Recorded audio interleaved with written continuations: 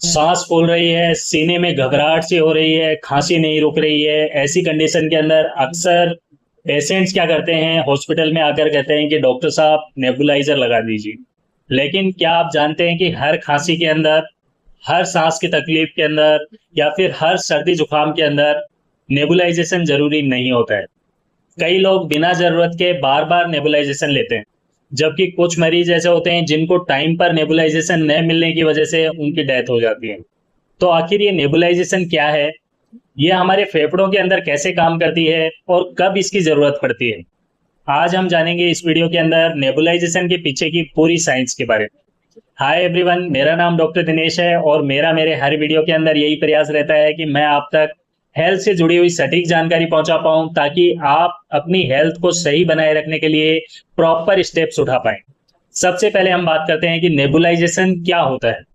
बहुत से लोग ये सोचते हैं कि नेबुलाइजर का मतलब है भाप देने वाली मशीन जो होती है, सिर्फ इतना ही उनके दिमाग में रहता है। लेकिन ये पूरी तरह से सही नहीं है। नेबुलाइजर एक ऐसी मशीन है जो कि दवाई को छोटे छोटे पार्टिकल्स के अंदर तोड़कर आपकी सांस की नलियों के थ्रू फेफड़ों तक पहुंचाती है। क्योंकि अगर यही दवाई अगर हम एक टेबलेट की फॉर्म में लेंगे तो इसको हम ओरली लेंगे। ओरली लेंगे तो ये पहले हमारे पेट में जाएगी, पेट में एब्जॉर्ब होगी, तब ये हमारे ब्लड में जाएगी और ब्लड के थ्रू फिर ये अपने टारगेट के ऊपर पहुंचेगी, जिसके अंदर एक लंबा समय लग सकता है। इसलिए जो सांस की गंभीर समस्याएं होती हैं उनके अंदर डायरेक्टली लंग्स के अंदर या फेफड़ों के अंदर दवा को पहुंचाने के लिए नेबुलाइजेशन को यूज में लिया जाता है, ताकि हम इस एक्स्ट्रा टाइम को अवॉइड कर पाए। अब हम बात करते हैं नेबुलाइजर कैसे काम करता है। जब कभी भी नेबुलाइजर मशीन चालू होती है तो जो हमारी मेडिसिन होती है उसको हवा या फिर ऑक्सीजन के थ्रू छोटे छोटे पार्टिकल्स के अंदर बदल दिया जाता है। ये जो पार्टिकल्स होते हैं छोटे छोटे, ये हमारी सांस के थ्रू हमारे फेफड़ों तक पहुंचते हैं। वहां पे जाके ये जो पार्टिकल्स हैं ये आपकी सांस की नलियों को खोलते हैं, उनको ओपन करते हैं। अगर सूजन वगैरह है तो उसको कम करते हैं, म्यूकस जमा हुआ है तो उसको ढीला करने में मदद करते हैं। यानी कि ओवरऑल ये सांस लेने की जो हमारी प्रक्रिया है उसको आसान करते हैं। इसीलिए कई मरीज नेबुलाइजेशन के बाद में तुरंत आराम महसूस करते हैं। अब हम जानते हैं कि कब रियल में नेबुलाइजेशन की जरूरत पड़ती है। सबसे पहला, अस्थमा अटैक के दौरान। अस्थमा अटैक के दौरान आपकी जो सांस की नलियां हैं वो अचानक से सिकुड़ जाती है। ऐसे में सांस फूलने लगती है, सीने में जकड़न होने लगती है, घरघराहट, लगातार खांसी जैसा महसूस होता है। ऐसे केसेस के अंदर साल्बुटामोल जैसी दवाओं का नेबुलाइजेशन जो है वो पेशेंट की जान बचा सकता है। दूसरा, सीओपीडी एक्सर्बेशन के अंदर, स्पेशली जब बुजुर्ग पर्सन के अंदर सांस लेने में अचानक से तकलीफ होने लगती है तो नेबुलाइजेशन उनकी सांस की नलियों को खोलने के अंदर मदद करता है। तीसरा, बच्चों के अंदर वीजिंग।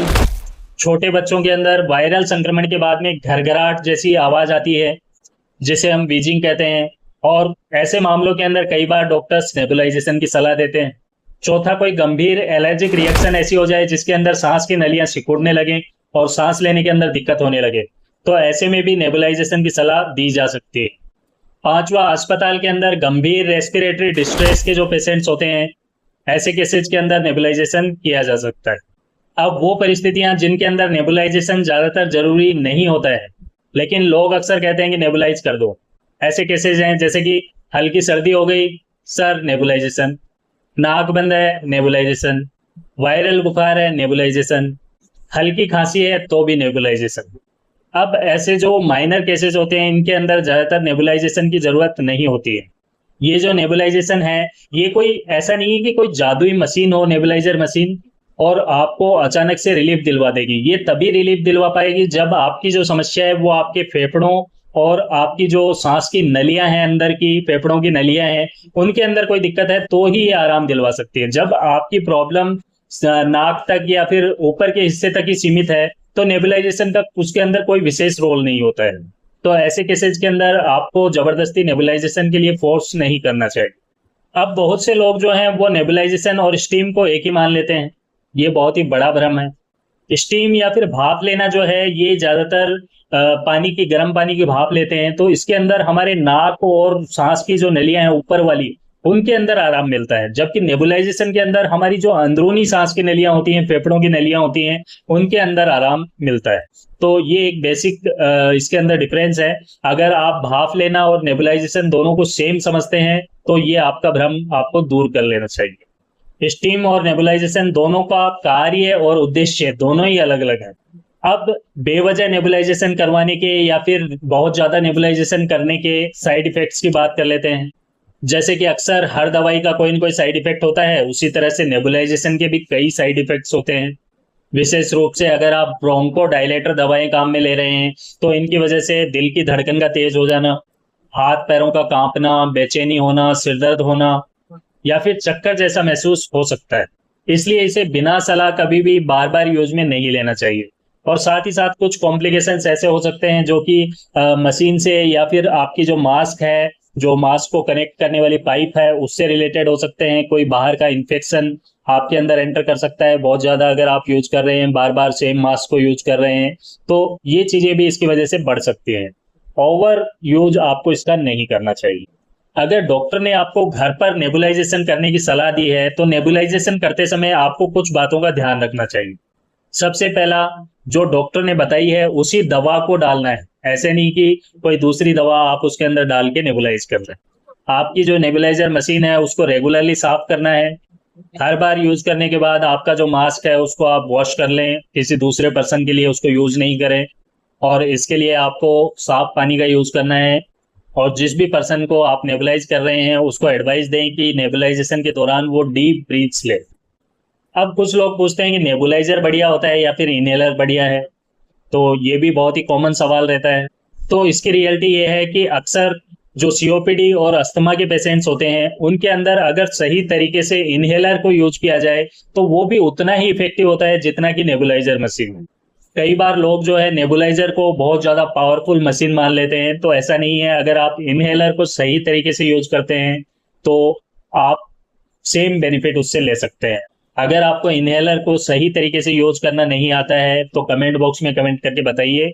मैं इसके लिए आपको जल्दी ही एक वीडियो उपलब्ध करवा दूंगा जिसके अंदर की इनहेलर के सही तरीके से यूज करने के बारे में सारी डिटेल्स आपको बताई जाएंगी।